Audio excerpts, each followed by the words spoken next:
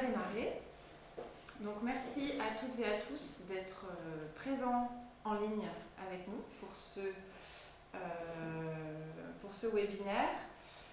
Merci de tester aussi avec nous puisque c'est la première fois qu'on utilise ce format-là, donc on va essuyer les plâtres ensemble. Du coup, ce webinaire est proposé dans le cadre de l'ensemble de nos actions sur la charte Madeleine HF. Pour ceux et celles qui ne la connaîtraient pas, vous avez l'ensemble des informations sur cette charte à partir de notre site dans l'espace informations ressources. Vous avez une page spécialisée sur la charte Madeleine HF. Cette charte est une charte d'accompagnement des structures professionnelles dans le secteur culturel en région qui souhaiteraient mettre en place et tester des nouvelles pratiques vertueuses sur la question de l'égalité professionnelle entre les hommes et les femmes. Voilà. Donc la première des choses, c'est aussi, quand vous êtes signataire de cette charte ou que vous souhaitez être signataire, ce serait de nous contacter pour voir avec vous comment agir dans votre structure de la manière la plus adaptée. Du coup, je profite de vous avoir là pour vous parler d'un atelier, le prochain atelier des signataires, qui se fait donc dans le cadre de cette charte, aura lieu en présentiel cette fois-ci, le 14 février après-midi, entre 14h et 18h, dans nos locaux, à Occitanie en Seine, à Montpellier. Et nous avons sollicité pour cet atelier l'intervention de Laure Atteya, qui est une membre active du mouvement HF, et également chargée de projet et consultante pour La Petite, qui est une structure du spectacle vivant spécialisée sur l'égalité professionnelle. Voilà, donc on repart sur notre webinaire d'aujourd'hui, qui est un webinaire sur les enjeux de la féminisation des titres et des fonctions, et ou plus simplement de nous éclairer sur le sexisme de la langue et comment la langue peut-elle devenir un outil de délégitimation ou d'émancipation selon son usage. Nous avons donc sollicité pour aujourd'hui l'intervention d'Aurore Evin. Merci Aurore d'avoir accepté cette invitation. Aurore est une artiste qui, au fur et à mesure de son exercice et de son activité, s'est documentée, puis est devenue chercheuse en fait sur la question de l'autrice, du terme d'autrice et du matrimoine, et elle va nous expliquer un petit peu dans sa présentation comment elle en est venue à chercher dans ce domaine-là. Je vous remercie et je cède la place à Aurore pour ce webinaire. Alors, bonjour, donc je crois que nous avons presque 2 heures ensemble.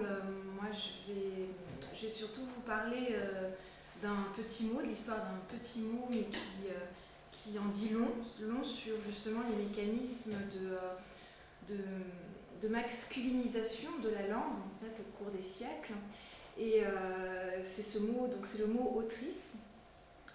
Et en commençant peut-être par vous expliquer aussi comment j'en suis venue à m'intéresser à ce mot autrice, parce que moi au départ j'étais jeune comédienne, je faisais ma formation de comédienne, puis j'ai écrit ma première pièce de théâtre. Il n'était pas prévu que je m'engouffre comme ça dans cette recherche très longue sur la question du mot autrice, sur aussi du coup les femmes qui ont écrit du théâtre bien avant le XXe siècle, sur les premières actrices, enfin bref, sur toute cette histoire des femmes, notamment des femmes de théâtre, et qui porte un mot, un nom aussi, qui est le matrimoine. On parlera peut-être aussi de l'histoire de ce mot. Pour commencer, justement, puisque j'évoque la question du matrimoine, je vais peut-être vous lire un texte d'une grande dame du matrimoine qui est la romancière Benoît de Groult, qui a joué aussi un rôle très important au XXe siècle, dans la deuxième partie du XXe siècle, sur la question justement de ce qu'on appelait la féminisation, qui devrait plutôt s'appeler finalement, maintenant on le sait, de la démasculinisation du langage. Voilà, Benoît de Groult, donc, qui est décédé il y a 2 ans, en 2016, et qui en 1991 disait ceci: « Ce qui se rapporte au langage est toujours révélateur d'une mentalité. Les mots, on le sait aujourd'hui, ne sont jamais neutres ou innocents, et la langue est le miroir d'une société dont elle reflète les préjugés, les tabous et les désirs inconscients. L'histoire, avec un grand H, a d'ailleurs démontré l'importance d'une langue dans la formation ou le maintien d'une identité, qu'elle soit nationale, culturelle ou sexuelle. Il faut le répéter, vouloir se nommer, se désigner correctement, se mettre à l'aise dans les mots comme on l'est dans sa peau, constitue plus qu'un désir, c'est un élément essentiel d'intégration dans une société. Et cette mauvaise volonté, voire cette obstination hargneuse à refuser même les féminins les plus évidents, tels que factrices, sculptrices, avocates ou policières, ne sont pas le fait du hasard. Elles témoignent de l'importance de ce pouvoir culturel où s'enracine et se perpétue le pouvoir tout court des hommes sur les femmes. Oui, comme on est mal dans sa peau, on peut se sentir mal dans ses mots. Voilà. Et je trouve que ce texte résume effectivement très bien l'enjeu du langage et aussi ce qui m'a conduite à travailler sur le terme autrice. C'était effectivement que se sentir mal dans ses mots peut aussi entraîner de participer au fait qu'on puisse se sentir mal dans sa peau. Et moi, donc, j'ai commencé, je travaillais sur les premières actrices professionnelles. En fait, j'étais comédienne, donc apprentie comédienne, et à côté, je faisais mon cursus d'études théâtrales à la Sorbonne Nouvelle. Et je m'interrogeais beaucoup sur la figure de la comédienne, qui est quand même une figure qui prend beaucoup de place dans nos sociétés, hein, la figure de la créatrice peut-être la plus légitimée, même si on ne la considère pas forcément comme une créatrice, ou moins autant qu'on devrait. Et en fait, c'est une figure très récente, puisque les actrices sont apparues qu'au XVIe, XVIIe siècle, et pendant très longtemps, il n'y a pas eu de femmes sur les scènes de théâtre. Donc j'ai d'abord essayé de comprendre pourquoi il n'y avait pas eu de femmes sur les scènes de théâtre dans le XVIe, XVIIe siècle. Et en faisant ma recherche, j'ai découvert qu'en fait, il fallait se demander pourquoi la société brusquement avait autorisé les femmes à monter sur la scène du théâtre. Donc ça a été déjà une première étape de recherche. Et du coup, en travaillant sur ces actrices, j'ai découvert, à mon grand étonnement, qu'il y avait eu des actrices qui avaient écrit du théâtre, qui avaient écrit des pièces de théâtre, qui avaient été jouées, donc qu'il y avait eu des femmes dramaturges professionnelles. Je ne connaissais pas le mot autrice à l'époque, donc je disais femmes dramaturges professionnelles, ou femmes auteurs de théâtre professionnelles, voilà. Et du coup, après la première recherche sur l'apparition des actrices professionnelles, je me suis intéressée aux premières femmes dramaturges professionnelles. C'était le titre de mon DEA à l'époque.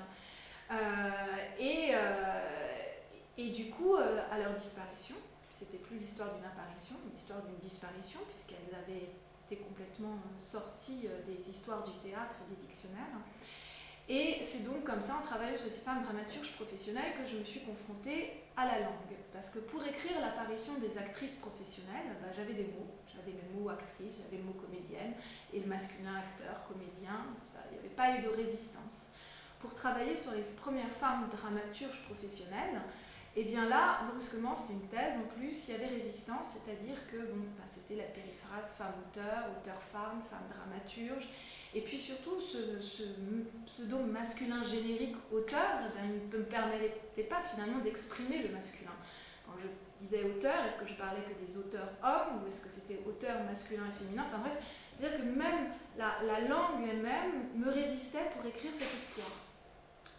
Et donc, en allant par hasard faire des recherches sur ces premières femmes dramaturges professionnelles qui ont notamment été jouées à la Comédie Française dès le XVIIe siècle, je découvre dans les registres de la Comédie Française, notamment les registres de l'acteur qui étaient tenus par l'acteur Lagrange, donc des registres de contes, je découvre le mot autrice. Et je me dis, justement, c'est celui-là, c'est ce mot qu'il me faut.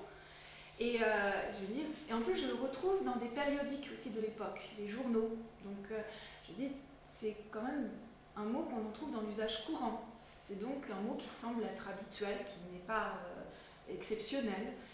Et je commence à me lancer dans une recherche. Je pars à la recherche de ce mot autrice et je découvre, alors sur le coup, je crois qu'il a été calqué sur le mot actrice, voilà, qu'il a été créé comme ça au XVIIe pour accueillir les premières femmes dramaturges professionnelles, calqué sur actrice. Et en fait, je me rends compte que c'est tout le contraire, encore une fois, que c'est en fait le mot actrice qui est venu après le mot autrice. Et que ce mot autrice, il a une très longue histoire, une histoire qu'on peut faire remonter à l'Antiquité, et que la guerre à Autrice a aussi une très longue histoire que l'on peut faire remonter également à l'Antiquité, et que toute cette recherche et cette guerre menée à ce mot Autrice, en fait, c'était aussi un enjeu de légitimité, ou plutôt de délégitimer, une façon de délégitimer, finalement, de chercher à délégitimer la place des femmes qui écrivent. Et c'est ce que raconte cette histoire, qu'en fait, finalement, il n'était pas si anodin que ça, en travaillant sur les premières femmes auteurs de théâtre, donc celles qui se sont les premières confrontées à une parole théâtrale, donc une parole publique, une parole mise en scène, lue dans l'espace public, partagée collectivement. C'était pas anodin d'en arriver à une recherche sur l'histoire du mot autrice,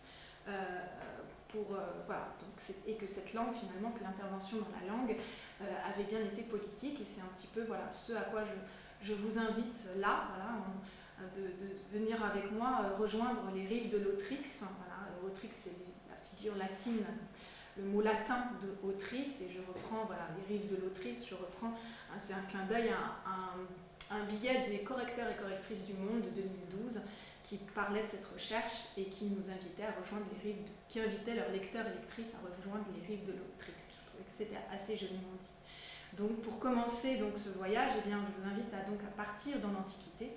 Alors voilà, ce qui s'est passé c'est qu'en fait, si la recherche sur le mot auctrix du latin, le féminin du latin auctor, on trouve dans les textes antiques, on ne trouve que 3 occurrences. On ne trouve pas dans les... on a 3 grands auteurs, Plaute, Virgile et Ovide, qui utilisent le masculin auctor en parlant d'une femme.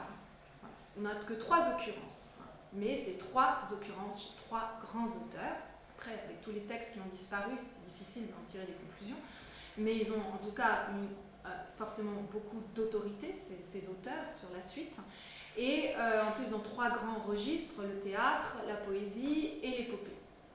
Donc, voilà, ce sont ces 3 occurrences du masculin auctor en parlant d'une femme qui vont finalement entraîner que des grammairiens par la suite vont constamment se référer à Plaute et notamment à Virgile pour dire qu'on ne peut pas parler d'une femme en utilisant le masculin auctor. Sauf que c'était passé à côté aussi de tas d'occurrences de l'époque chrétienne, parce qu'en fait, il y a eu des mots, le mot auctrix a notamment été utilisé chez Tertullien, chez Saint-Augustin, pour parler notamment des figures chrétiennes, Ève, autrice du péché, Marie, autrice du mérite, pour montrer aussi que la matière, par exemple, est chez Tertullien, autrice de vie avec Dieu et souveraine avec lui. Donc on a une sorte comme ça de panthéon où il y a à chaque fois une sorte de symétrie et d'équivalence entre auctor et auctrix, et qu'à côté de Dieu auctor, grand auteur, il y a aussi Marie, autrice de vie, autrice de mérite, autrice de vertu, et Ève, autrice de péché, etc. Et puis il y a une autre occurrence aussi qui est très intéressante au début de l'Antiquité, c'est sur les pierres tombales des premiers chrétiens et des premières chrétiennes. Il y avait laborum auctor et laborum auctrix, c'est-à-dire que pour dire ouvrier, ouvrière, travailleur, travailleuse, on disait auteur de travail et autrice de travail, auctrix. Donc là encore, un usage du féminin auctrix dans le courant. Mais que va-t-il se passer? Eh bien, il va y avoir les premiers grammairiens romains, et notamment celui de mon préféré, qui est Maurus Servius Honoratus, que vous voyez là, c'est celui qui tient un livre, qui va établir une règle, en plus c'est un des premiers grammairiens,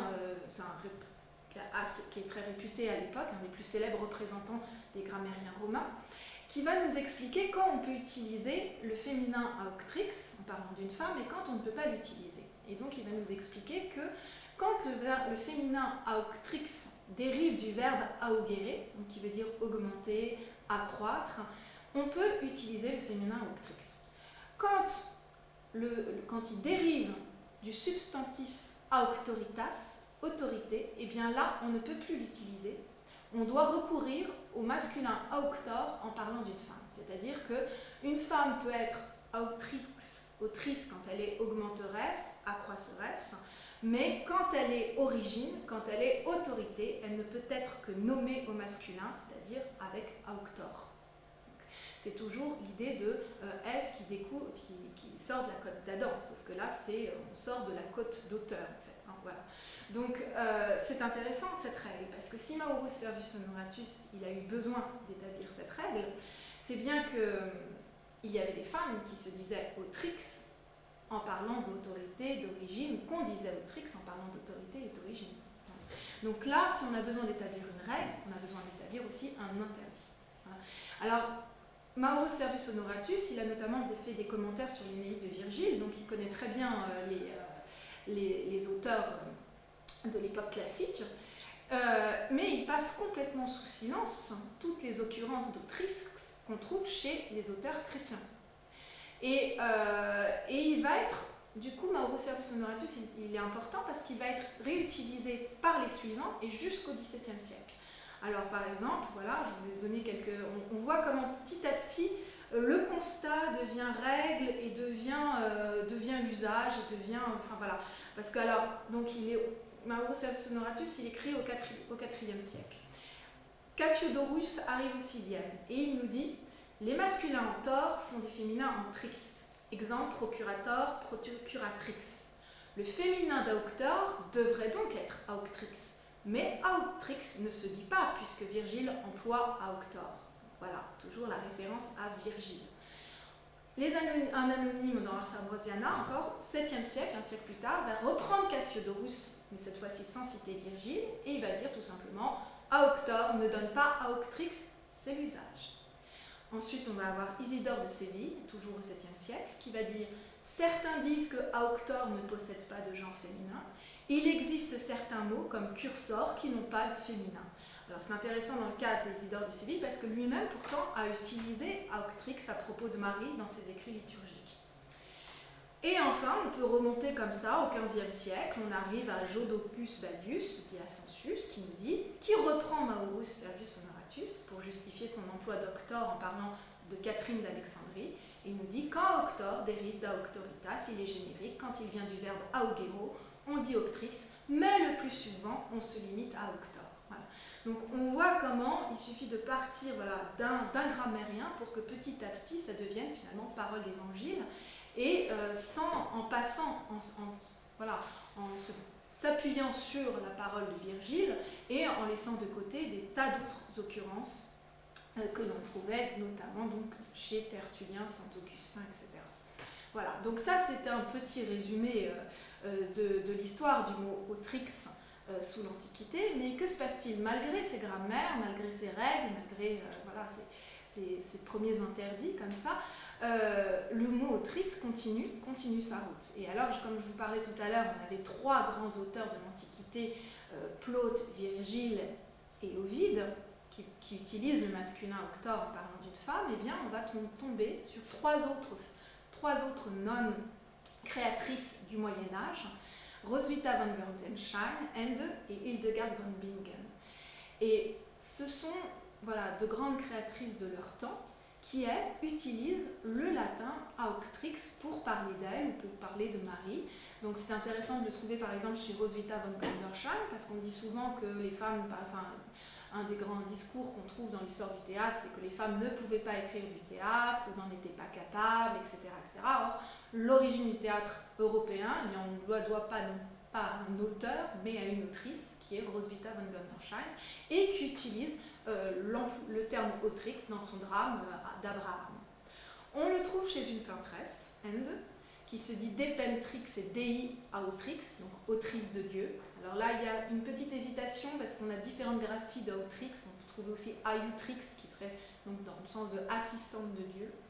Et puis on a Hildegard von Bingen, une grande compositrice de son temps, qui qualifie Marie de autrice de vie, Ave Maria Autrix Vitae. Voilà. Donc c'est intéressant de voir qu'on va garder Ovide, Plaute, Virgile, mais qu'on va avoir complètement effacé par contre Roswitha von Gerolstein, Ende et Hildegard von Bingen. Donc on va avoir un triumvirat, mais par contre on n'aura pas de triumvirat pour porter le mot autrix. Voilà. Donc ça c'est voilà, autrix qui a continué son chemin et il va poursuivre, c'est-à-dire qu'au XVIe siècle, à la Renaissance, On va avoir par exemple les reines, les grandes reines qui ont aussi une fonction politique, qui sont souvent ambassadrices.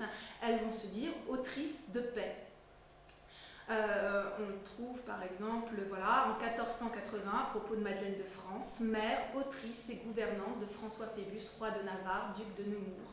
En 1529, Marguerite d'Autriche à l'empereur, sur quoi les 10 seigneurs, rois et dames l'ont écrit comme autrice de paix. 1531, Faconde Nymphale de paix, l'autrice très loyale à propos de la reine Éléonore d'Autriche. Voilà, donc on en a comme ça pas mal d'occurrences comme ça. Et ce qui peut être aussi intéressant, c'est de voir où va se trouver autrice dans les premiers lexiques latins français. Les premiers dictionnaires de français vont arriver plus tard, au XVIIe siècle, on va le voir ensuite. Pour l'instant, on est donc dans des lexiques latins français. Eh bien, on trouve autrix. On trouve une entrée, alors par exemple, un des premiers lexiques latins français le plus répandu, c'est au XIVe siècle, qu'on appelle Alma. Donc on a une entrée autrix, autricis, accroisseresse, et, notons-le, nous n'avons pas d'entrée actrix, actrice. On a d'autres glossaires du XIVe et XVe siècle, il y en a 3, pareil, on a une entrée augmenteresse auctrix, qui fait l'équivalent de l'entrée accroisseur auctor. Et puis on a Robert Estienne en 1552, Dictionarium Latino-Gallicum, où on a là aussi, on a la auctor, auctoris, dont le féminin est auctrix, d'après, en plus il cite Servius apparemment, donc c'est assez étrange, mais qui lui met en pliate. Alors à chaque fois par contre, c'est vrai que la définition, ça va être augmenteur, augmenteresse, accroisseur, accroisseresse. C'est-à-dire que ces lexiques latins continuent de valider le sens de celle qui augmente, qui accroît. Voilà. On n'a pas le sens d'autorité, etc.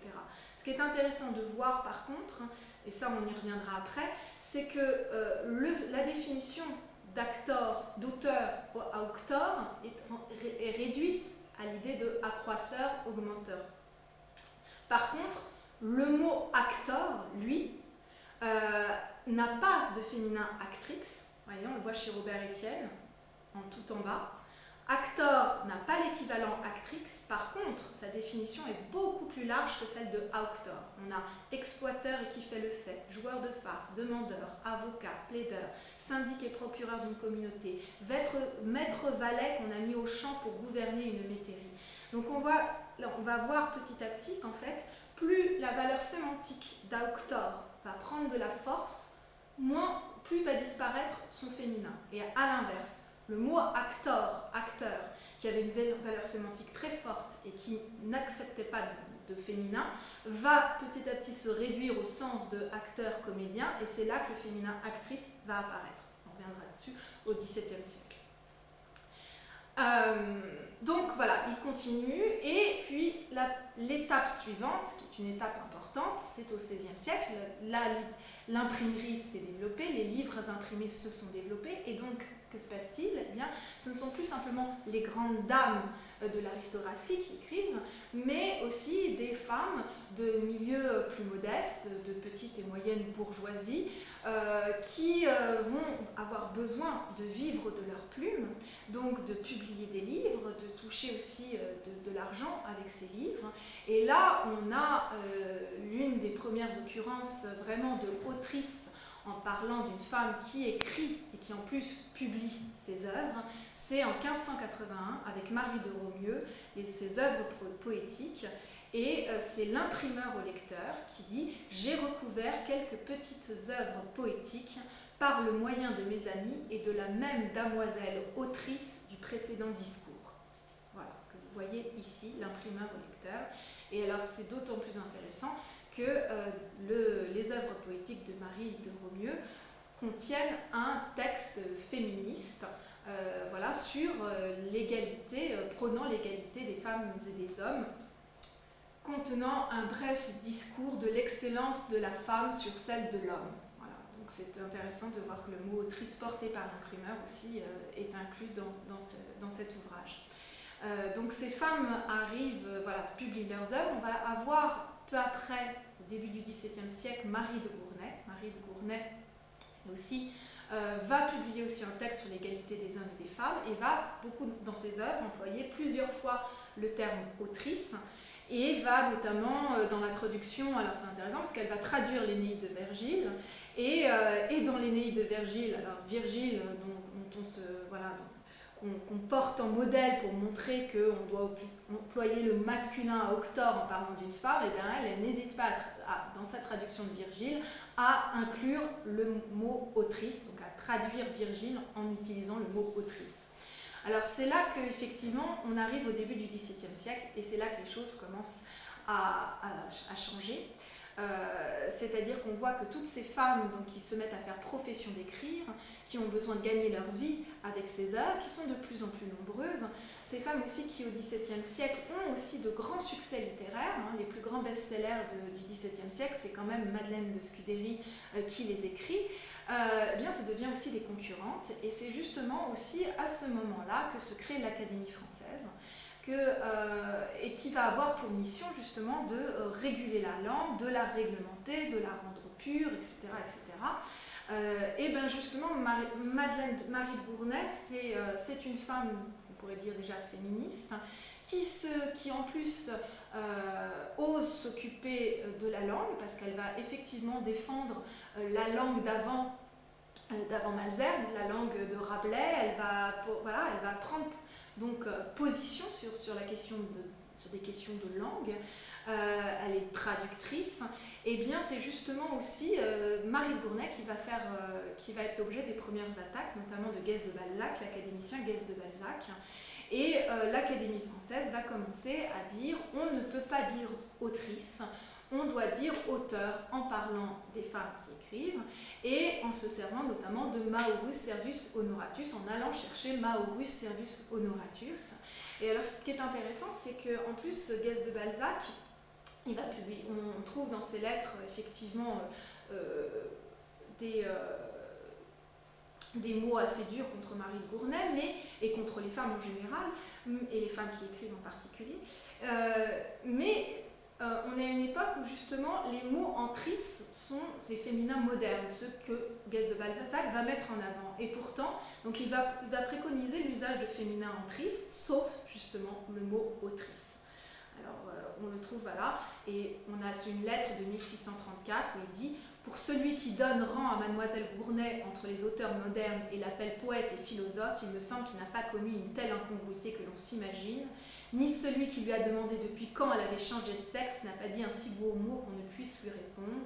C'est une règle posée pour certaines par le grammairien Théodose et alléguée par un vieil auteur prêtre d'Ovide, que les noms qui signifient quelque dignité ou quelque profession ne sont pas moins féminins que masculins, comme dux, tyrannus, philosophus.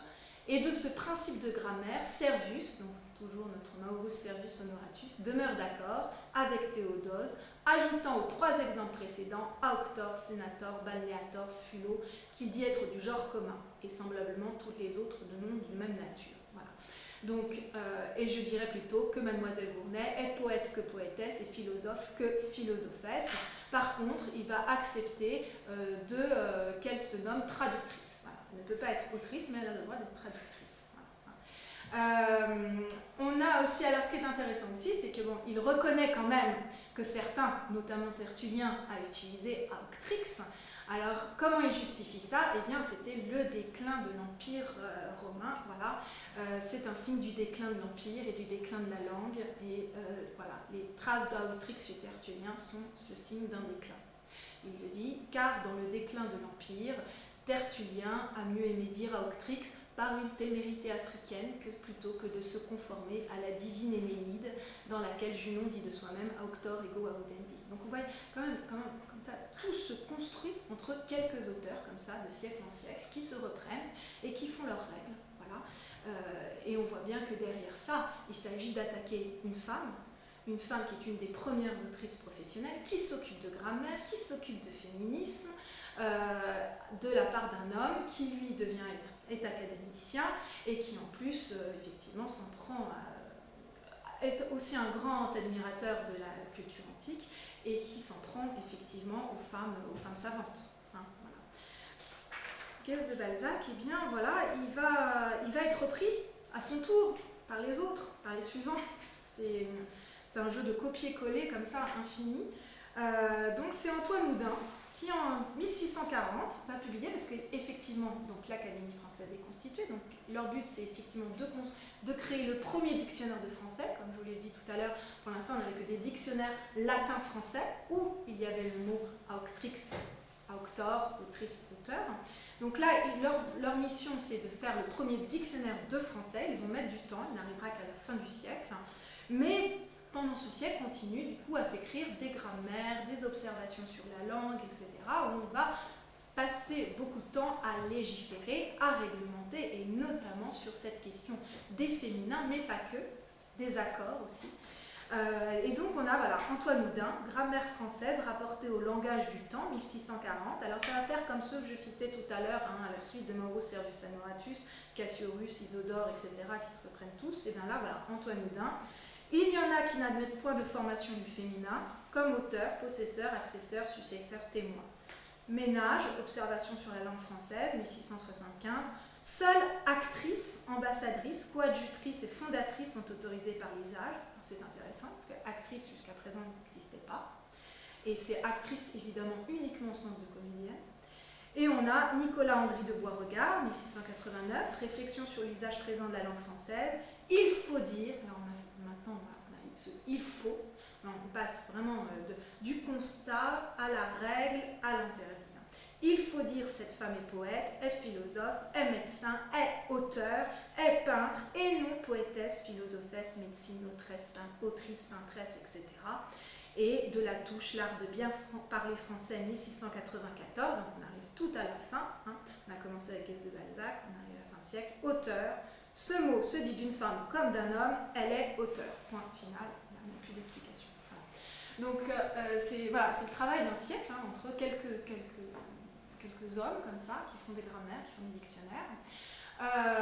Alors, préciser quand même que,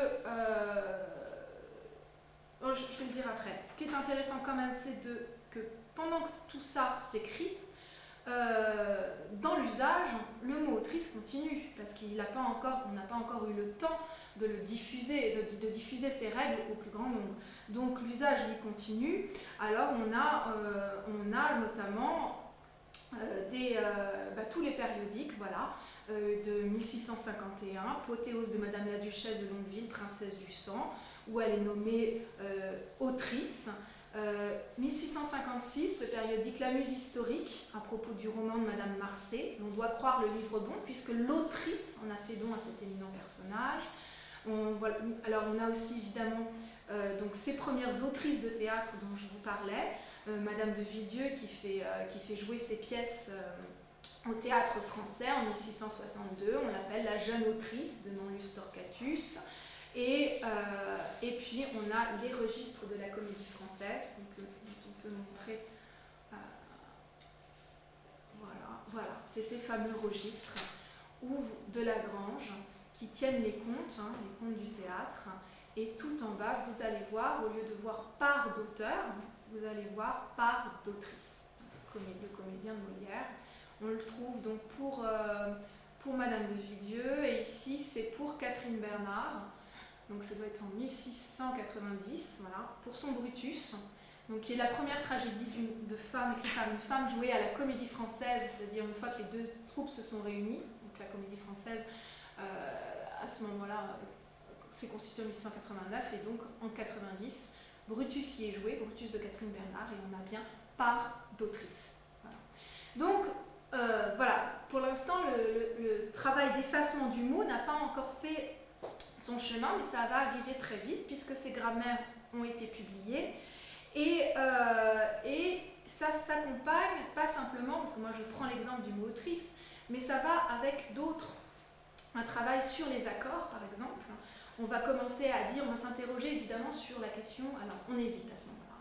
Est-ce qu'on a deux genres, le masculin et le féminin, et le masculin et générique? Est-ce qu'on a trois genres, masculin, féminin, neutre? Des fois on se dit, il y en a même qui trouvent quatre genres en mettant masculin, féminin, neutre, épicène. Voilà, on hésite, on bouge beaucoup. Mais ce qui ressort petit à petit, c'est que le masculin est le genre le plus noble. Il ressort donc que les accords qui étaient jusqu'à présent plutôt des accords de proximité ou de majorité, il y avait différentes façons d'accorder, notamment l'accord de proximité, va devenir l'accord du masculin. Alors on ne dit pas encore le masculin l'emporte sur le féminin, ça va venir plus tard, on dit le masculin étant le genre le plus noble, et bien on doit accorder au masculin. Alors là c'est très intéressant parce qu'aujourd'hui on nous explique que l'accord de proximité ça nous pose problème, qu'on n'est pas habitué, l'oreille, etc. Eh bien que finalement c'est comme si c'était nous qui sommes obligés de réintervenir dans la langue, et bien on va s'apercevoir qu'au XVIIe siècle, ces grammairiens qui veulent imposer l'accord du masculin, en fait, ils ont du mal eux-mêmes. Ça leur pose aussi problème. Ils se forcent en fait. Et alors là, on a un texte formidable de Vaugelas, qui dit à propos de ce peuple a le cœur et la bouche ouverte à vos louanges. Donc là, on a un accord de proximité, ouverte, qui s'accorde avec le mot le plus proche, bouche. Mais c'était comme ça qu'il parlait en fait. Donc Vaugelas s'interroge, comment dirons-nous donc? Il faudrait dire ouvert, ce peuple a le cœur et la bouche ouvert, avec le pluriel, selon la grammaire latine qui en use ainsi, pour une raison qui semble être commune à toutes les langues, que le genre masculin, étant le plus noble, doit prédominer toutes les fois que le masculin et le féminin se trouvent ensemble. Mais l'oreille a de la peine à s'y accommoder, parce qu'elle n'a point accoutumé de l'ouïr dire de cette façon, et rien ne plaît à l'oreille pour ce qui est de la phrase et de la diction que ce qu'elle a accoutumé d'ouïr. Donc vraiment, on voit qu'ils vont se forcer à imposer ce masculin, cet accord au masculin, alors que jusqu'à présent, ils faisaient accord de proximité. Voilà. Et ça va être la même chose, par exemple, aussi pour ce « je la suis ». Alors, il est intéressant aussi ce « je la suis ». Voilà. C'est que jusqu'à présent, c'est Sévigné notamment qui va s'agacer avec le grammairien Gilles Ménage, en fait, va la corriger. Il va lui dire, mais vous dites, quand je la suis, il faut dire je le suis. Le est neutre. Voilà, il faut nous expliquer qu'en fait, il y a un neutre, c'est le. Et il faut dire je le suis. Et Madame de Sévigné lui dit, mais je n'ai pas de barbe au menton. Si je suis malade, si on me demande si je suis malade, je réponds oui, je la suis. Voilà. Et les femmes vont mettre beaucoup de temps en fait à ne plus dire je la suis. Pourquoi? Parce qu'elles ne passent pas par les universités, elles n'ont pas, le travail pour les obliger finalement à accorder au masculin, etc., va être plus long, puisqu'elles ne passent pas par les écoles et les universités, les mêmes réseaux que ces grammairiens et ces hommes. Donc on va leur taper sur les doigts comme ça encore pendant quelques décennies, jusqu'à ce que finalement tout rentre dans l'ordre, et que, parce qu'on n'aura plus connaissance de l'histoire de cette langue, on va croire qu'il en a toujours été ainsi, qu'on a toujours accordé au masculin et qu'on a toujours dit je le suis. Voilà. Je vais peut-être terminer sur ce fin de 17e avant qu'on fasse une petite pause par rapport à cette première partie. Ce qui se passe, c'est qu'effectivement, donc, les premiers dictionnaires de français vont enfin arriver. Et dans ces premiers dictionnaires de français, alors il va y avoir celui de l'Académie française va mettre un petit peu de temps, ils vont être très lents à travailler, c'est même pour ça qu'on a fait, on les a mis à l'amende à un moment pour les obliger à venir régulièrement aux séances et à travailler sur des dictionnaires. Donc il va y avoir d'autres dictionnaires qui vont apparaître avant. Il va y avoir le dictionnaire de Richelet en 1680. On n'a plus du tout autrice, on a auteur, non substantif masculin, celui qui a composé quelques livres imprimés, et on commence à avoir les exemples. La reine Marguerite, fille de Henri II, était auteur. On va avoir Furetière en 1690 aussi, on en a d'autres avant, voilà. Auteur, on dit, alors il est intéressant parce qu'on dit aussi d'une femme qu'elle s'est érigée en auteur quand elle a fait quelques livres ou pièces de théâtre. Donc on voit très bien qu'à la fin du XVIIe siècle, qu'une femme puisse faire des pièces de théâtre peut même être citée en exemple quand même dans un dictionnaire, ça va complètement disparaître après. Et l'Académie française, donc, qui fait paraître enfin son premier dictionnaire en 1694, auteur, il se dit particulièrement de celui qui a composé un livre, c'est elle qui est l'auteur de ce livre. Voilà. Donc, on arrive donc à la fin du XVIIe siècle, premier dictionnaire de français, plus du tout d'occurrence d'autrice dans ces dictionnaires, et à l'inverse, le mot actrice, lui, il fait tout naturellement son apparition. On le voit chez Richelet. Chez Richelet, on a acteur, celui qui joue un rôle dans une pièce de théâtre, qui a eu une affaire mêlée d'intrigue et d'embarras qui a conduit l'intrigue. On a ensuite une entrée actrice qui se limite à celle qui joue un rôle dans une pièce de théâtre. Furetière 1690, là on a une définition pour le même mot, acteur, actrice, comédien, celui qui représente sur le théâtre quelques personnages, un tel est bon acteur pour le tragique, il y a plus de bons acteurs que de bonnes actrices, hein, on voit quand même comme déjà le traitement des exemples permet aussi de faire passer des messages. Et puis on a l'Académie française, alors pareil, on a aussi une très grosse définition d'acteur, celui qui représente un personnage dans une pièce de théâtre, bon acteur, grand acteur, méchant acteur, formé, instruire un acteur, issu dit figuramment de celui qui a part dans la conduite, dans l'exécution d'une affaire, le succès de ses négociations lui est dû, il en a été le principal acteur, et puis on a l'entrée actrice, il a le même sens qu'acteur, bonne actrice. Voilà. Donc, on voit le croisement de deux mots, un mot qui apparaît dans les dictionnaires alors qu'il n'existait pas, et qui, par contre, un autre qui disparaît et qui correspond au croisement de deux figures de la création finalement. La figure de l'écrivaine, de l'autrice, à un moment où justement elle se professionnalise, elle commence à gagner sa vie avec ses œuvres et elle commence à avoir du succès, et bien à ce moment-là, elle n'est plus nommée, elle devient innommable, je dirais même. Et à l'inverse, on a des comédiennes qui font leur apparition, il n'y avait pas de mot, et bien on en trouve un, actrice, et on le met dans le dictionnaire, et on voit aussi que même si le mot acteur s'est réduit sémantiquement par rapport à toute la valeur sémantique qu'il pouvait avoir avant, quand on est dans les définitions d'actrice, on est vraiment à la définition pure et simple de comédienne.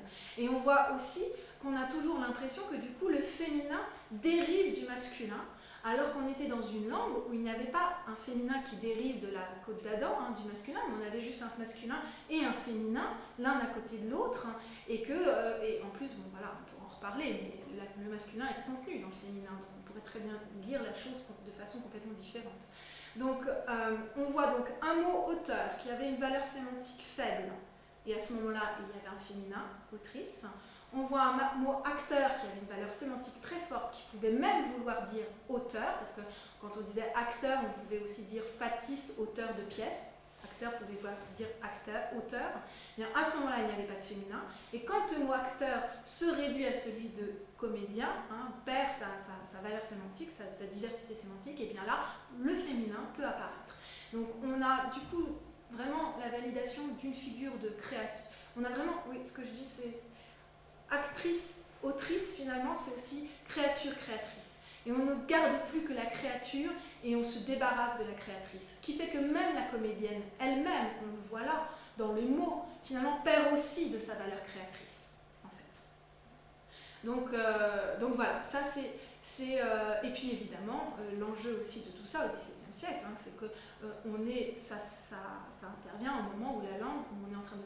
Il y a une politisation de la langue, on est en train de construire l'État-nation et que la langue est aussi un outil d'une construction politique, d'un État-nation centralisé et puis d'une société, enfin, d'une idéologie masculiniste. Hein. Voilà, on le voit là dans la grammaire et dans les mots et dans les accords, etc.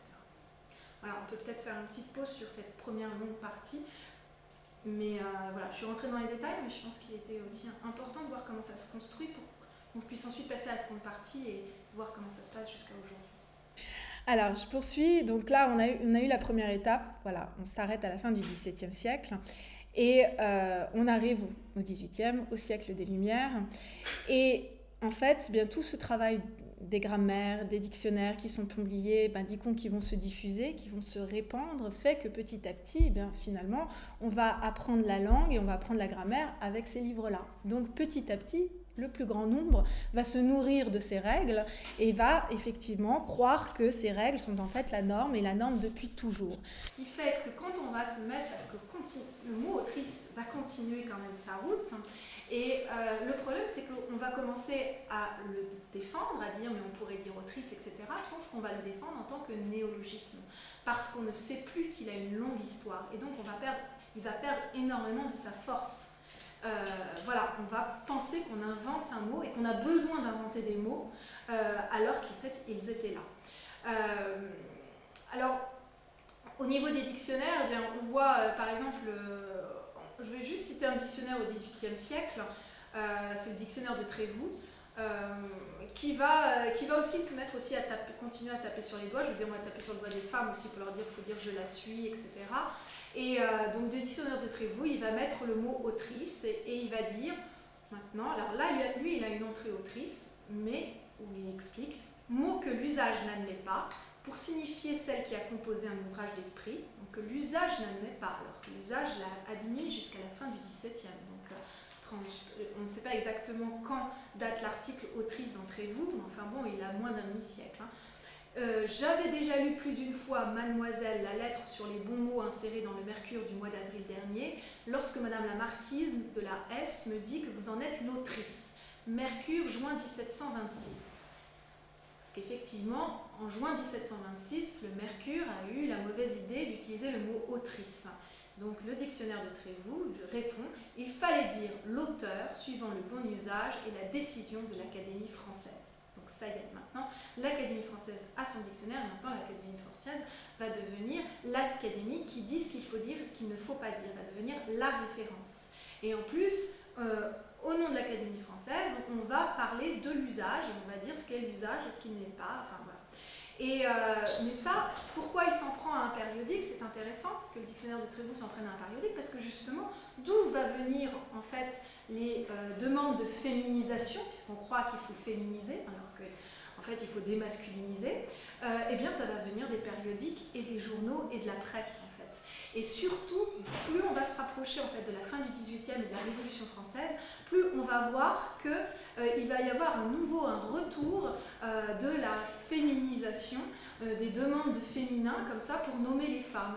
Et effectivement, parce que se passe-t-il? Eh bien, c'est que là, on arrive effectivement dans une période comme ça pré-révolutionnaire, et du coup, on s'oppose au pouvoir de l'académie, qui fait partie, on s'oppose aussi aux élites, et on va avoir des nouveaux auteurs comme Rétif de la Bretonne, Mercier, etc., qui vont prendre parti, qui vont demander, qui vont essayer de travailler pour une langue plus démocratisée finalement, plus égalitaire, et qui vont réclamer l'apparition de féminin.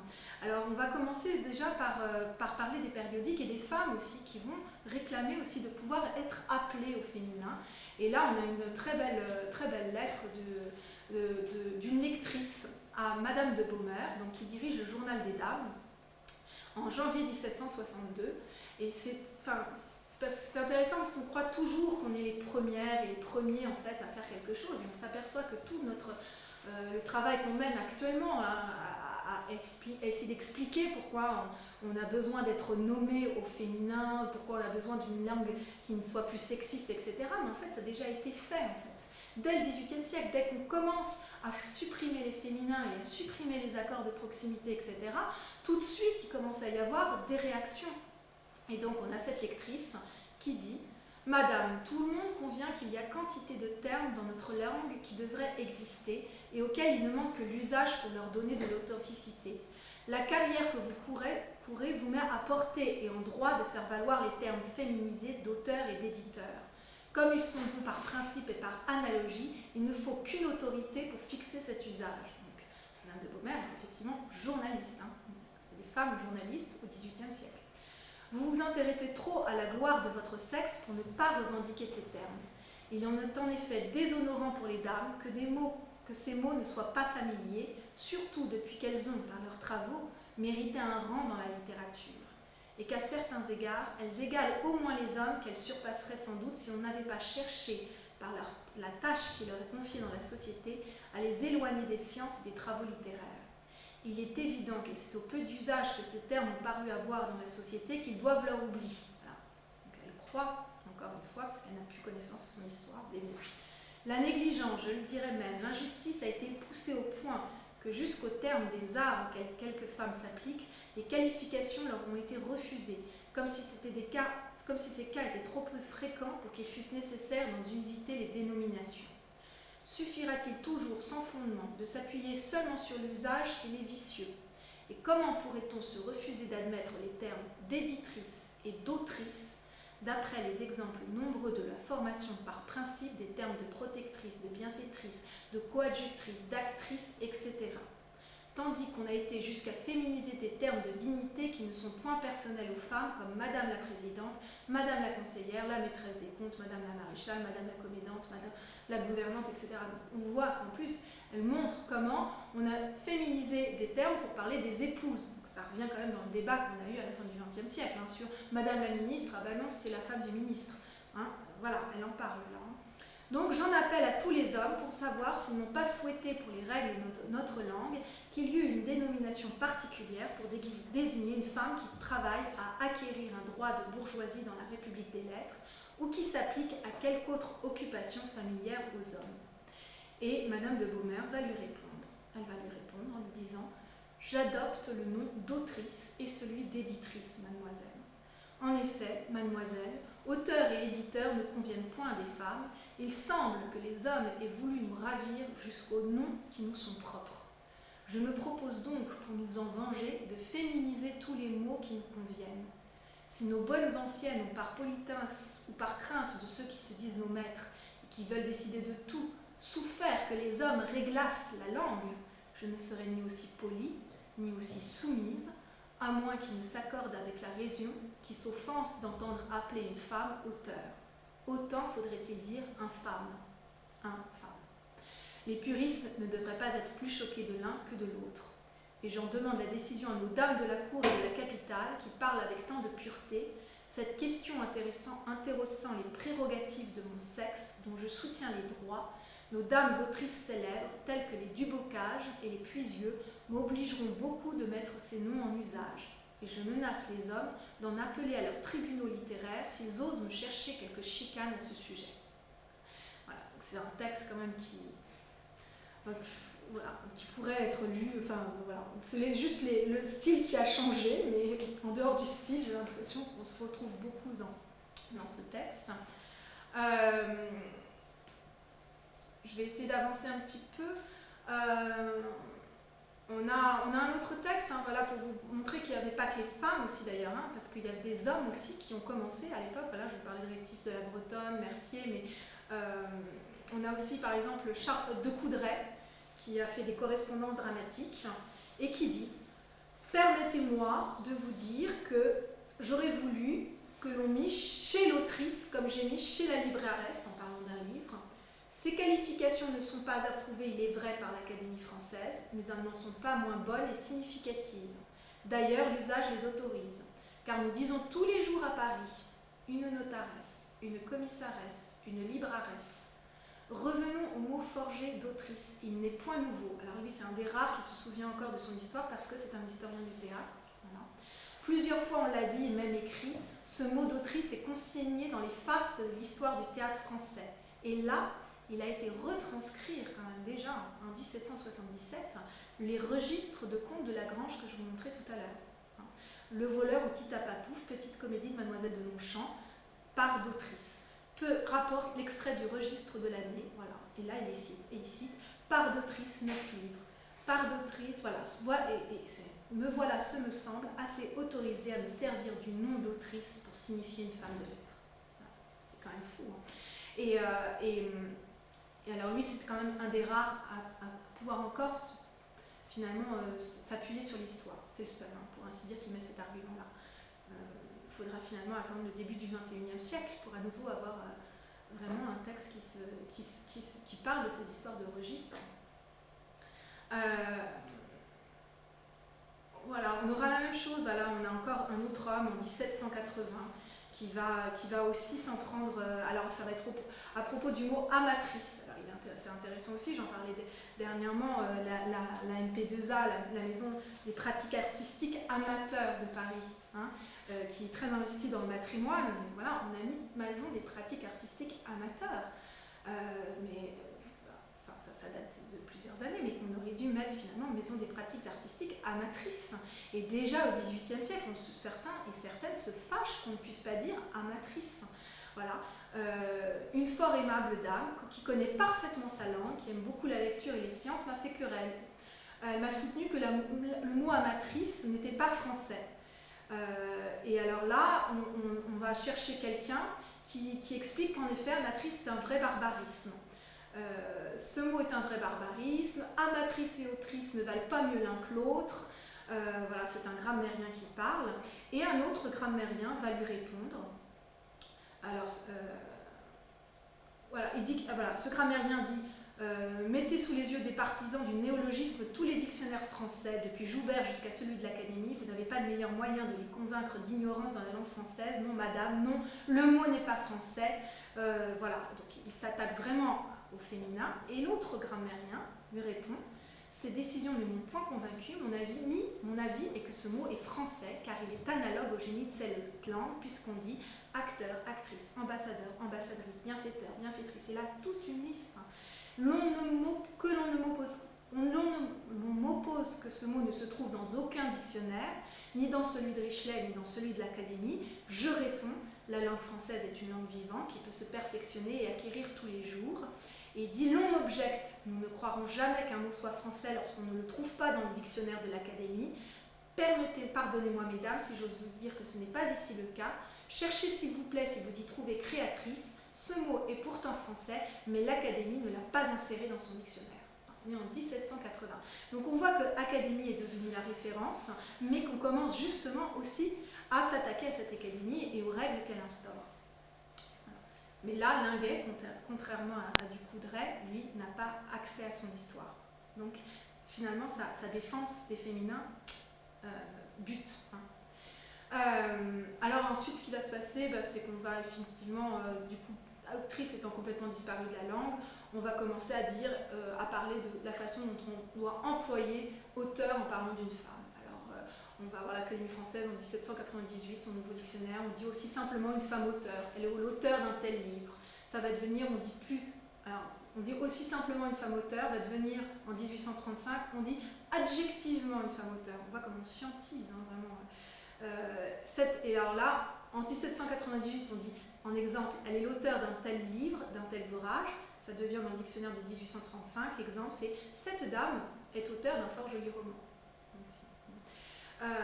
Et puis, alors on a Littré, fin du 19e, qui lui, on dit « On ne dirait pas une auteure, la première auteure, une spirituelle auteure, il faut, cette dame est un charmant auteur, elle est le premier auteur de nos mots, cette demoiselle est un spirituel auteur. » On voit comment on passe les étapes, il n'y a plus autrice, il y a femme auteur, il y a une auteure et puis il y a un auteur. C'est-à-dire qu'on ne peut même plus mettre au féminin l'adjectif qui est devant.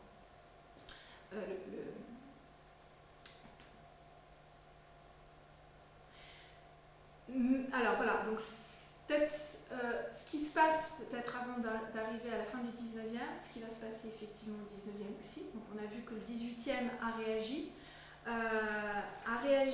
Peut-être on peut donner aussi un exemple qui est, j'espère que je l'ai là, parce que je ne le retrouve plus.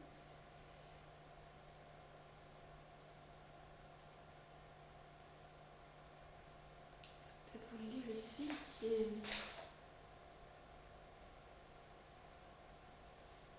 Ouais, attendez, je vais vous le retrouver parce que c'est quand même ça aussi un beau... Voilà. On va quand même terminer, commencer la Révolution française, 1792, fin du XVIIIe siècle. On a la requête des dames déposée à l'Assemblée nationale. Le genre masculin ne sera plus regardé, même dans la Grande Mère, comme le genre le plus noble, attendu que tous les genres, tous les sexes et tous les êtres doivent être et sont également nobles. Voilà. Donc ça, c'est la requête des dames déposée à l'Assemblée nationale en 1792. On voit à quoi va aboutir cette requête, pas grand-chose. Au 19e, ce qui se passe, c'est qu'effectivement, l'école devient publique. Donc tous ces dictionnaires, tous ces grammaires qui se sont répandus, qui ont inondé le XVIIIe siècle, qui ont aussi provoqué des réactions, eh bien, vont ensuite être enseignés aux citoyens, aux citoyennes et à leurs enfants. Et donc c'est là qu'on va avoir le masculin qui l'emporte sur le féminin et qu'on va finalement avoir une langue normalisée et où la règle du masculin qui l'emporte sur le féminin ne va plus du tout être réinterrogée et va devenir en fait la norme et construire la langue nationale, la langue de la République. Je poursuis parce que effectivement, donc là, ça va être les règles d'accord, les mots qui vont être enseignés. Voilà, on va apprendre aux enfants de France qu'on dit une femme est un auteur, que le masculin l'emporte sur le féminin, on va l'enseigner finalement. Mais là encore, toujours des réactions. Et les réactions, elles vont venir des féministes de la fin du 19e, début 20e, avec notamment en 1891 Marie-Louise Gagneur, la romancière Marie-Louise Gagneur, que vous voyez là à la gauche de l'écran. Marie-Louise Gagneur qui va interpeller l'Académie française directement. Alors là, la façon de légitimer leur adresse à l'Académie française pour demander la féminisation, ça va être de dire que la langue n'est pas fonctionnelle, qu'elle ne répond pas à sa fonction, c'est-à-dire de dire et d'exprimer le monde tel qu'il est, la société telle qu'elle est. Voilà. Donc, et il va y avoir une réponse de l'Académie française qui va dire concernant la féminisation de mots restés masculins tels que auteur, écrivain, orateur, docteur, administrateur, sculpteur, partisan, témoin, confrère.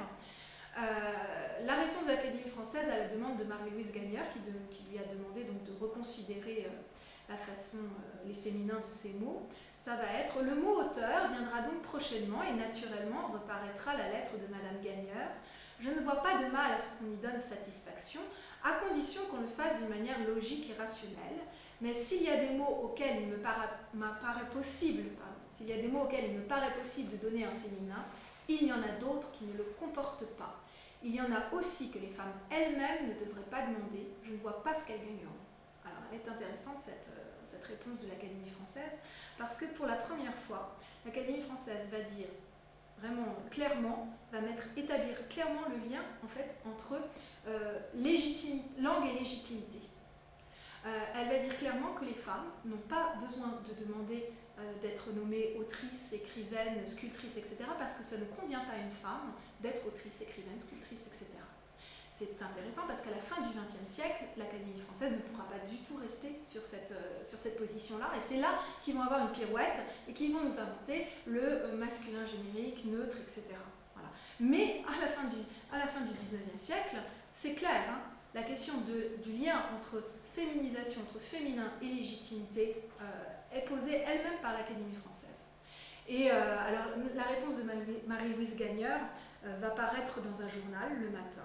Alors là, elle est aussi assez amusante et drôle, et fine, pertinente.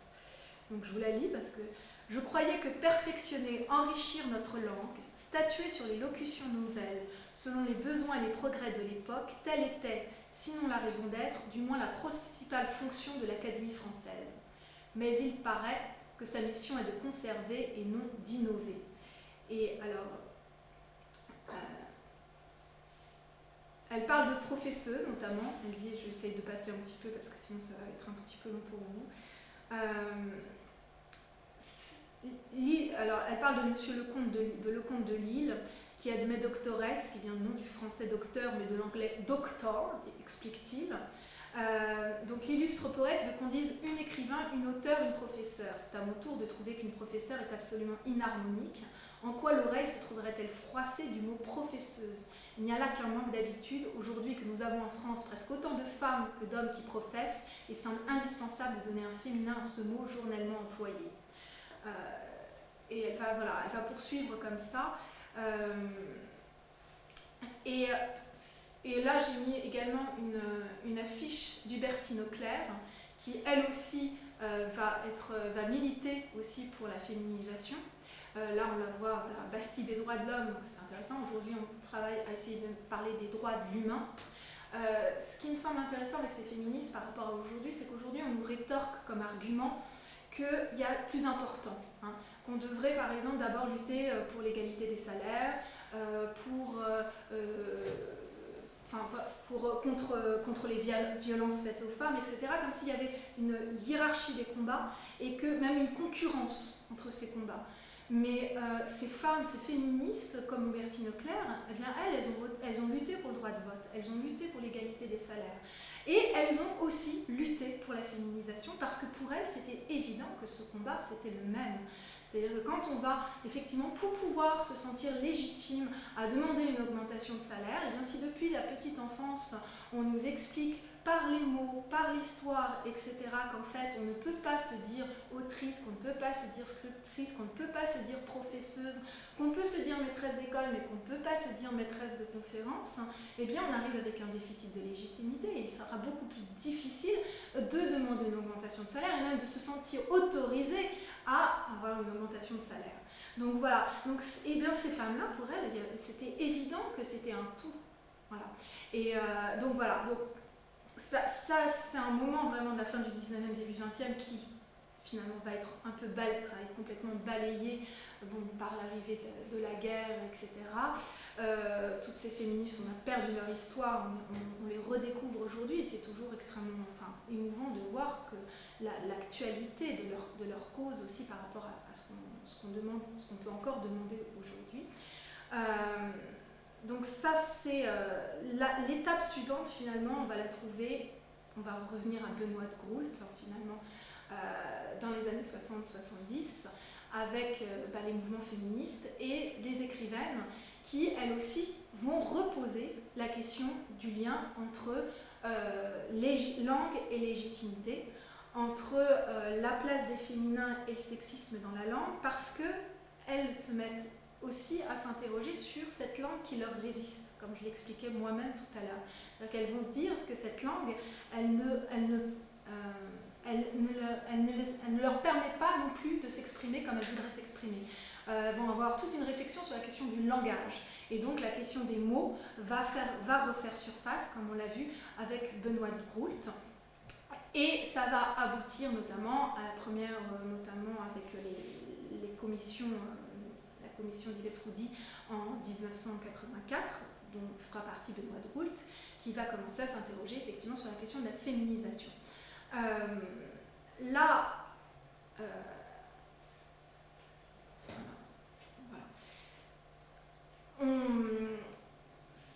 On arrive à un moment du coup aussi où la politisation du débat va avoir lieu et attendez, j'essaie de retrouver. Voilà. Donc on va avoir effectivement l'Académie française, comme je vous le disais, qui va avoir des attaques très très violentes contre ce projet de circulaire relatif à la féminisation des noms de métiers, fonctions, grades ou titres. Et je vais citer un texte de Georges Dumézil qui s'appelait Madame Mitterrand et Madame Fabia, qui parut dans le Nouvel Obs en septembre 1984. La faute première dans ce débat et dans beaucoup d'autres consiste à traiter le langage comme un jardin, passible des tondeuses, des sécateurs, des tuteurs, alors qu'il est une forêt. Tout y est particulier, à la fois solidaire de l'ensemble et original. Chanteuse et cantatrice se trouvent juxtaposées à chanteur, fort bien. Cela permet aux grammairiens de dire qu'auteuse ou autrice aurait été grammaticalement possible. Le hic est que ces possibles n'ont pas été utilisés par des générations d'écrivains, ils n'étaient donc pas indispensables. Femme-auteur suffit dans les cas très spéciaux où la précision est requise, et pour le reste, simplement auteur. Je dirais de même, sans trouble de conscience ni d'oreille, que Madame de Noailles n'est pas un de nos plus grands poètes, mais qu'elle a, dans quelques poèmes, plus que du talent. Laissons faire la nature ou faisons des chefs-d'œuvre. C'est intéressant de voir que ici, Georges Dumézil nous explique qu'on ne doit pas passer des tondeurs et des tondeuses et des sécateurs parce que la langue n'est pas un jardin, alors qu'en fait, on a bien vu quand on connaît l'histoire que c'est ce qu'a fait l'Académie française dès sa fondation, dès son origine, c'est de passer la tondeuse et les sécateurs finalement. C'est aussi de dire que ça aurait été grammatiquement possible, le hic c'est que ces possibles n'ont pas été utilisés par des générations d'écrivains et d'écrivaines, on voit que c'est faux. C'est-à-dire que nous avons une Académie française qui, à la fin du XXe siècle, ne connaît pas son histoire. Voilà.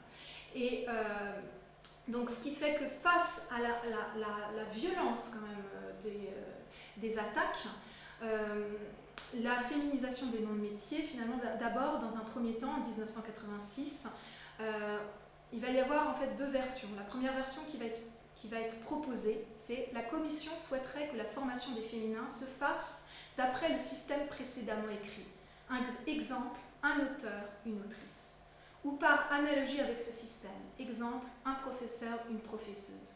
Mais consciente du fait que certaines formes risquent d'être mal acceptées, La commission propose en premier lieu une forme épicène. Exemple, un auteur, une auteure, un professeur, une professeuse.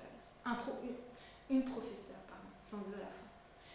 Et finalement, ce qui va être publié, c'est, dans certains cas, la forme autrice n'est pas aujourd'hui acceptée. Dans ce cas, on emploiera un féminin identique au masculin, une auteure. Mais on voit que dès 86, il y a eu une hésitation. Voilà.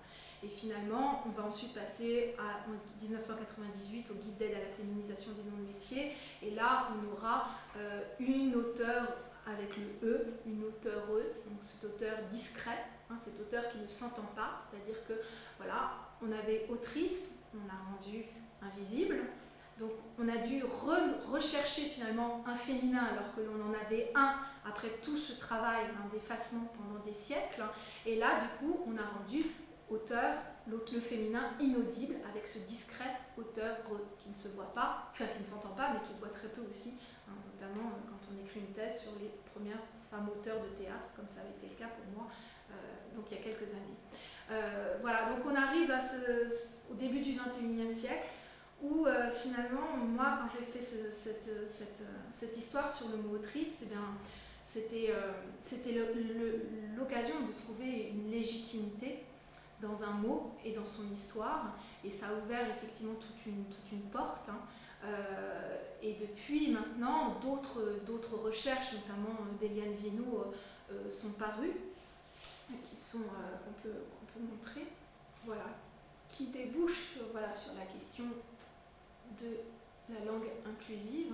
Alors cet article sur l'histoire d'autrice a d'abord paru en 2008 dans une revue.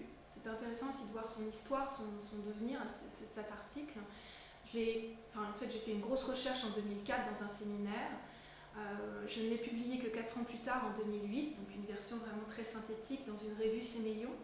Cette histoire, cet article, j'ai demandé à ce que l'autorisation, c'était Anne-Marie Hautebine à l'époque qui avait dirigé cette revue, de pouvoir le publier en ligne. Donc il a été publié en ligne sur le site de la CIEFAR, qui est la Société internationale des femmes de l'Ancien Régime, qui donc a été finalement la première dépositaire de cette recherche, pour que ça puisse circuler, que ça puisse être connu du plus grand nombre, et effectivement maintenant que l'histoire peut aussi s'écrire sur Internet, qu'elle peut s'écrire en dehors de l'Académie française, des dictionnaires officiels, des grammaires, etc., eh bien ça peut circuler, et effectivement les réseaux sociaux, les nouveaux médias, les blogs, etc., ont fait circuler cette histoire. Il y a même eu une adaptation en BD que je vous montre là, et surtout ce qui s'est passé, c'est qu'à partir de 2012, moi j'ai aussi intégré le mouvement HF pour l'égalité femmes-hommes dans les arts et la culture, et j'ai commencé à faire des conférences notamment auprès des autrices de théâtre contemporaine, finalement de mes sœurs de théâtre. C'est comme si j'avais, pendant 10 ans, j'ai emmagasiné cette histoire d'un mot, mais l'histoire aussi de ces femmes qui étaient désignées par ce mot, donc des premières autrices de théâtre professionnelles. Et puis à un moment, j'ai transmis tout ça à celles qui écrivent aujourd'hui, et pour qui aussi c'était un enjeu de légitimité et un mélange de colère de savoir qu'on leur avait caché cette histoire, et puis aussi d'espoir, de joie de savoir que cette histoire existait et que finalement on ne naissait pas de rien, et que l'on avait un mot pour se dire, et que donc ce mot était éminemment politique. Et finalement aussi beaucoup d'autrices de théâtre contemporaines sont parties avec ce mot, comme un étendard, comme ces femmes aussi de la Révolution française, qui réclamaient que le genre masculin ne soit plus le genre noble, sont parties avec ce mot qui raconte en fait beaucoup plus que sa propre histoire, qui raconte la façon dont s'écrit l'histoire, déjà, dont s'est écrit l'histoire, dont s'est constituée la langue, et que cette langue aujourd'hui, eh bien, ce n'est pas une langue qu'il faut féminiser, mais c'est une langue qu'il faut démasculiniser, que ce n'est pas nous qui intervenons sur la langue aujourd'hui, c'est d'autres qui sont intervenus sur cette langue aujourd'hui, et que nous devons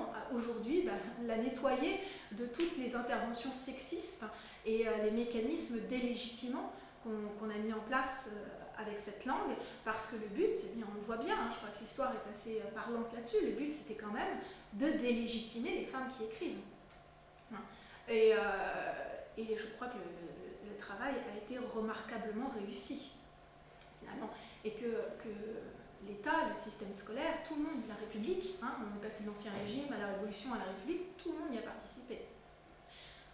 Ce qui prouve aussi, quand on me dit que c'est pas important, si c'était pas important, pourquoi on a mis autant d'énergie à écrire cette histoire, cette langue de cette façon, à réécrire la langue de cette façon, à établir ses règles, comme ça, depuis l'Antiquité. C'est bien que ce n'est pas anodin, que le langage n'est pas anodin, et c'est exactement ce que disait Benoît de Groult. C'est pour ça que je la citais au début de cette conférence. Et quand elle parlait aussi de ces histoires de peau et de mots, on n'est pas bien qu'elle comparait les mots aussi à des vêtements aussi. Je reviens sur Benoît de Groult et sur je reviens sur Hubertine Auclair et sur ces féministes de la fin du 19e, début 20e. Où je disais, aujourd'hui, il y en a même qui me disent, mais ça les agresse qu'on puisse s'intéresser au langage au lieu qu'on aille travailler à l'égalité des salaires, etc. Comme si on ne le faisait pas aussi. Ces femmes, elles ont aussi, par exemple, milité en même temps pour le droit de vote, pour le droit à être nommé au féminin et pour aussi le droit à s'habiller sans avoir en pantalon. Sans porter des robes, des chapeaux, des corsets, etc. À l'époque, on leur aurait dit peut-être « Oh, mais pourquoi vous vous occupez de ces corsets? Occupez-vous du droit de vote. » C'était évident, c'est absurde. Voilà. Donc, et la question des mots, du langage, du vêtement, il y a des liens comme ça qui se font, qui s'établissent, et je trouvais que le texte de Benoît de Groult le disait très bien. Moi, je te poserais bien la question de l'impact de cette langue sur le matrimoine et du coup sur la transmission de ces œuvres de créatrices qui n'a finalement pas pu se faire, ou en tout cas qui a été effacée. Est-ce que c'est les mêmes époques, les mêmes moments, les mêmes interdictions au même moment, ou est-ce que... Oui, tout à fait.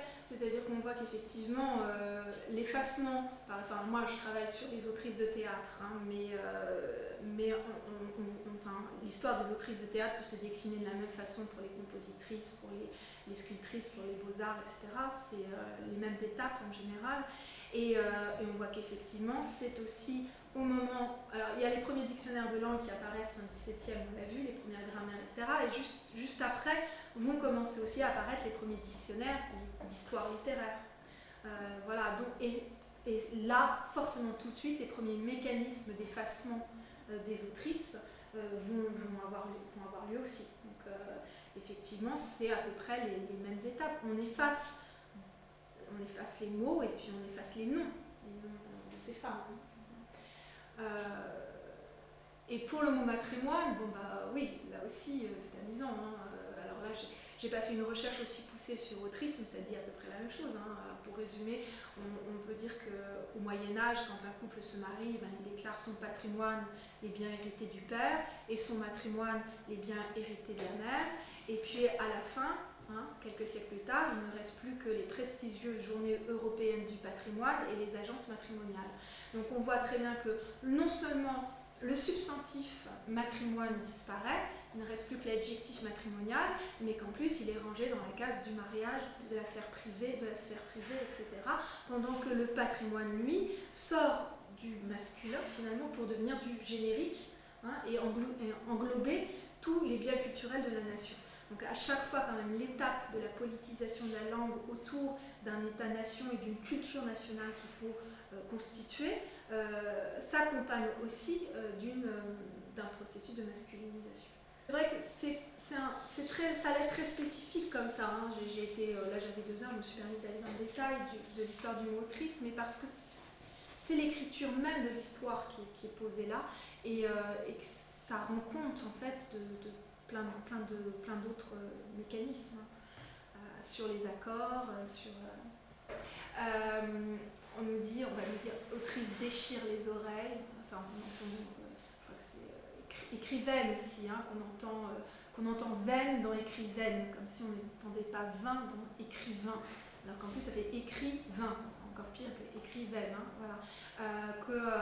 Moi je dis que ça ne déchire pas du tout les oreilles, autrice, je trouve que ça libère les oreilles de plein de sens, mais c'est intéressant de voir qu'on fait appel à l'euphonie, parce que finalement la langue, en plus c'est notre langue qu'on dit maternelle, c'est notre premier rapport au monde, la langue, et c'est toute notre enfance, c'est toutes les règles qu'on a eu tellement de mal aussi à apprendre, tout a été fait surtout en France, pour une langue quand même très élitiste.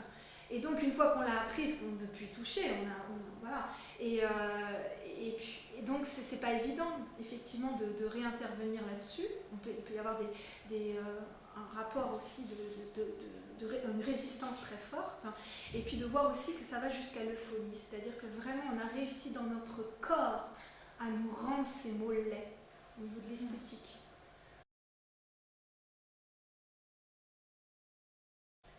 Ce que tu montrais aussi, c'est que ce phénomène d'effacement était très lié à la constitution de l'État-nation, qui avait un côté très politique aussi. Est-ce qu'on observe les mêmes phénomènes d'effacement dans d'autres pays qui ont un féminin, puisque du coup, je ne sais pas si au niveau de l'anglais, ça se pose peut-être pas, mais sur des langues latines où le féminin existe, est-ce que tu as pu voir si c'était un petit peu les mêmes phénomènes Alors, je n'ai pas malheureusement assez étudié, mais en général, je pense que ça a l'air, d'après les échos que j'ai eus, ça ressemble assez. Moi, je sais que j'ai vu, par exemple, l'italien. Alors, je crois que la France est quand même, du fait qu'il y a eu quand même un milieu académique, une académie française qui a été constituée, donc c'est d'autant plus probant pour le cas français. Mais par exemple, pour l'Italie, on a l'Autrice. Moi, quand j'étudiais les premières autrices de théâtre en Europe, hein, j'avais noté qu'il y avait effectivement autrice en italien qui existait, mais qui, en général, jusqu'au XXe siècle, on évitait d'utiliser en disant femme de lettres, donnée diété. On préférait cet emploi-là. Donc on trouvait très peu, même si il n'était pas attaqué, on ne l'a pas fait disparaître, mais par contre on employait très peu. Et j'ai appris dernièrement qu'effectivement en Suisse, je crois, ou en Belgique, aussi il y a des réticences des fois à l'employer parce qu'il a été tellement, en fait, on ne va pas l'avoir effacé, mais on va l'avoir dénigré, déprécié. En fait, voilà, donc l'attaque, elle va être là. Donc du coup, on n'ose plus se dire autrice parce que ça fait, ça fait un peu comme doctoresse, on voit doctoresse. Hein. On peut observer ça, par exemple, en français, sur le terme de directrice, qui est très souvent connoté sur directrice d'école et pas tellement directrice de... Et maîtresse aussi, on va dire maîtresse d'école. Et par contre, maîtresse de conférence, c'est très difficile. Alors, il y a une question de Bruno Materno. Quel est ton point de vue sur la grammaire inclusive, c'est-à-dire une langue non genrée? Je prends comme exemple les recherches d'Al-Ferhat. Alors moi là je ne vais pas pouvoir répondre assez sur ce sujet parce que Al-Ferhat, j'ai pas encore lu ses recherches, j'ai pas encore reçu en fait. Sur la grammaire inclusive, je ne vais pas être assez. Pour moi c'est expérimental. Je veux le dire moi en tant que pratiquante, en tant qu'usagère. C'est expérimental, il y a des choses qui sont utiles. Moi je sais que, je pratique le point médian parce que voilà, moi j'écris à ma troupe où il y a 8 femmes et 2 hommes. Je peux pas dire bonjour à tous. C'est plus possible. En fait, fut un temps, c'était encore possible. Hein. Il y a 20 ans, je pense que je me serais même pas posé la question. Maintenant, ça demande une gymnastique. En fait, c'est drôle parce que des choses qui étaient évidentes sur ce masculin qui l'emporte sur le féminin, je pense qu'il y a 20 ans, je le faisais un peu automatiquement, mais maintenant qu'on a fait ressurgir tout ça, je ne peux plus consciemment écrire ça. Donc c'est vrai que l'accord de majorité, j'utilise le point médian. Après, on ne fera pas l'économie. Je trouve que, je pense pas qu'on puisse faire l'économie du masculin et du féminin. On est dans des langues genrées. Je ne vois pas trop comment. On doit quand même faire avec cette langue genrée, pour l'instant en tout cas. Oui, parce que du coup, pour préciser la question de Bruno, effectivement, ce qui pose comme question, c'est vraiment l'utilisation d'une langue dans laquelle le genre ne serait plus distingué.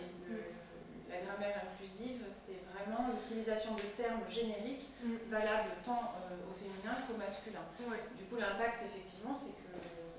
C'est très difficile parce que, je veux dire, la langue est remplie de une, de le, de la, etc. Donc même quand on veut essayer, moi je suis assez d'accord avec, je suis d'accord avec Eliane Viennot sur le langage inclusif, pourquoi, comment. C'est cet ouvrage qui qui synthétise très bien toutes ces questions, je vous le recommande vivement, et qui dit voilà, comment arriver effectivement à quand même faire de l'inclusif, hein, du langage inclusif, mais qui pose aussi les limites quand même de ce langage inclusif, qui sont les limites de nos langues, qui sont des langues genrées. Là, vous avez les 3 livres qu'a fait paraître depuis Eliane Viennot, voilà, dont le masculin n'emporte pas sur le féminin, le langage inclusif, pourquoi, comment, et l'Académie contre la langue française, où alors là vous allez avoir vraiment toutes les perles de l'Académie française contre la dite féminisation.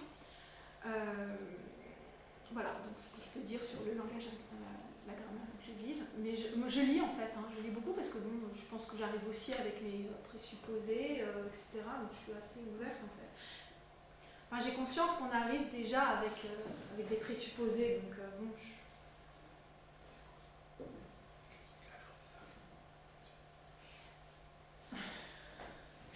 Ça s'agite autour de nous au niveau technique, mais normalement tout va bien. Si vous avez des questions ou des remarques, c'est le moment. Je vois qu'il nous reste encore un petit quart d'heure. Dire peut-être tout simplement aussi que voilà, le mot autrice au départ, par exemple, ça peut être le cas pour professeuse. Hein, je sais que je m'oblige maintenant à dire professeuse comme je m'obligeais au départ à dire autrice. Au début, on a l'impression de dire un mot énorme.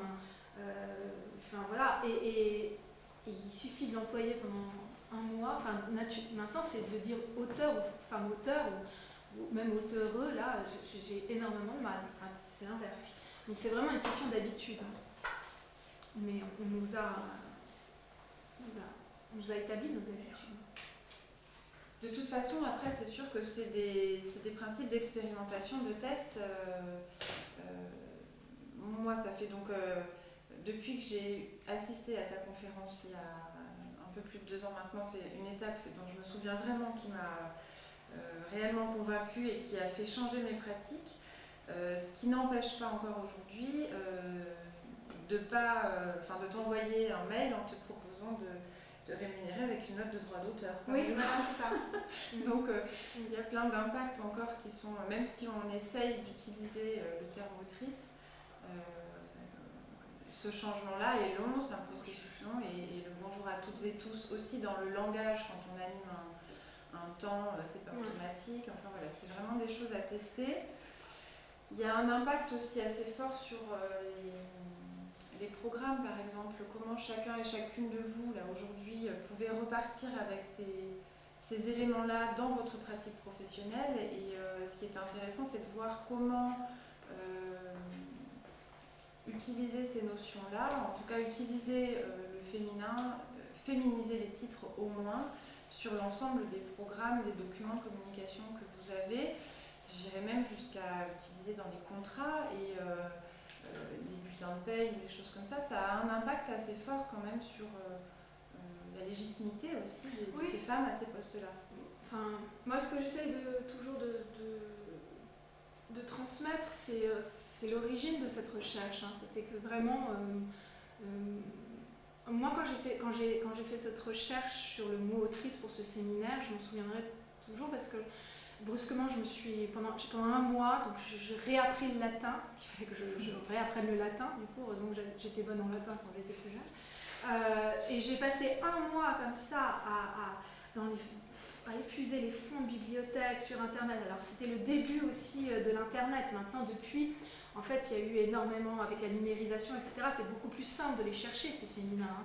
Mais voilà, j'ai passé un mois comme ça et j'ai ensuite fait ce séminaire, 2 heures de séminaire. C'était d'ailleurs le séminaire d'Eliane Viennot à l'époque. C'est elle qui dirigeait ce séminaire. Donc j'ai fait cette séance de 2 heures sur l'histoire du mot autrice et j'en suis sortie, je n'avais plus de voix. Et j'ai mis un mois, alors j'ai cherché pendant un mois et pendant un mois ensuite j'étais aphone, la gorge qui me brûlait, j'étais traitée à la cortisone, je ne pouvais même plus avaler ma salive, c'est comme si dans mon corps aussi j'avais brisé un tabou en fait. Et c'est ça que je voudrais exprimer, c'est combien pour moi c'était vital la recherche de ce mot et combien aussi si beaucoup d'autrices contemporaines aujourd'hui sont parties avec ce mot, je pense à Carole Thibault, à Blandine Pélissier, à Louise D'autres lignes, etc. C'est parce qu'effectivement, c'est vital pour elles. c'est une question de légitimité, vraiment. Et que vraiment, à chaque fois se dire qu'on peut être actrice, mais qu'on peut pas être, mais qu'on est auteur, qu'on est actrice, mais qu'on est metteur en scène ou metteure en scène, alors qu'il y a encore plein de femmes qui ne peuvent pas se dire metteuse en scène, c'est incroyable. Et des fois, du coup, on arrive à des aberrations, on me dit je suis autrice et metteur en scène. Ah non, pas metteuse, non, ça. Voilà. Mais c'est normal, en même temps, je les comprends, mais ça montre aussi enfin, c'est fou, en fait, c'est fou. Ça nous rend fou enfin, c'est pas. Rien n'est logique dans cette histoire. Et par exemple, les termes pour lesquels le féminin désigne une discipline, ou par exemple pour la médecine, est-ce qu'on l'utilise? Est-ce que tu l'utilises toi par exemple, ou est-ce que... Je me force à utiliser médecine, mais je dois dire que j'ai du mal. Hein. J'ai du mal. Alors que je sais que si je me mettais à l'utiliser normalement, et si en plus on était nombreuses à l'utiliser, et que j'aurais aucun souci, c'est comme autrice, c'est la même chose. Mais c'est vrai, je m'en suis rendu compte, bon, c'est drôle, mais j'ai une petite fille qui a 4 ans, donc quand elle a commencé à apprendre le langage, justement, hein, à dire ses premiers mots, etc., et qu'il fallait dire, on va aller chez le docteur, chez la doctoresse, chez la médecine, bon, chez la pédiatre, allez. J'ai du mal parce que c'est le savoir. C'est le docteur, et je me dis, oh là là, mais alors comment je vais lui expliquer qu'on dit doctoresse alors qu'il y en a plein qui disent pas doctoresse, ou la médecine, c'est pas facile, et ça m'énerve que même pour moi, je résiste parce qu'il y a ce diktat d'une langue qui est, voilà, et puis de ce docteur comme ça, pseudo-neutre, en fait, il ne fait que nous raconter la domination du masculin sur le féminin et sur la difficulté qu'ont eu les femmes à accéder au métier de doctrice, parce que normalement ça devrait être doctrice, donc doctoresse ou médecine. Écoutez, je pense qu'on peut s'arrêter là. Si vous avez... Ah, ça réagit. Dès maintenant, j'utilise amatrice et non amateur pour le nom, et aussi de l'accorder en tant qu'adjectif. Ah oui, ça, ce mot amatrice aussi, hein, c'est fou. Hein. Mais ne serait-ce que, effectivement, les pratiques amatrices, c'est... Pratiques amatrices. Mais vous allez voir, quand vous allez sortir les pratiques amatrices, comment on va vous regarder. Hein. Ça va tiquer aussi, hein, ça va choquer. Hein. Non, écoutez, merci beaucoup. Je vous donne aussi l'information qu'on est en train de travailler sur l'élaboration d'un prochain webinaire, puisque visiblement ça a fonctionné techniquement, ça m'a l'air d'avoir été concluant, on va pouvoir reproduire le format. Et surtout, n'hésitez pas à vous rapprocher de nous si vous avez envie de poursuivre ces réflexions, de suivre les propositions d'ateliers, de webinaires ou même de rencontres qu'on peut proposer si vous ne les recevez pas. Oui, davantage diffuser l'information, effectivement, écoutez, voilà, il faut qu'on améliore aussi ce côté-là pour diffuser dans d'autres réseaux peut-être, mais c'est un travail peut-être aussi à faire de notre côté. Voilà, et je vous engagerai juste à regarder la page de la Charte Madeleine, puisque après avoir entendu cet argumentaire extrêmement étayé, je pense que vous avez envie d'expérimenter des choses et qu'on peut vous accompagner à trouver les ressources. Aurore en a donné un certain nombre aujourd'hui, on va les avoir avec nous, donc voilà, n'hésitez pas à nous appeler en ressources pour avancer dans vos pratiques. Peut-être juste ajouter que alors cet article sur autrice, donc, qui finalement apparu en 2008, va être réédité en mars là, prochain, 2019, toujours aux éditions X, aux éditions féministes. Je crois qu'on a le... voilà, ça va être une réédition. Alors, on sera toujours en ligne sur Internet, hein, mais il y aura avec une petite actualisation et surtout accompagné de la pièce de Sarah Pep, Presqu'île. Et voilà, pour moi, c'était aussi une façon de boucler la boucle que de le rééditer, accompagné d'une pièce de théâtre.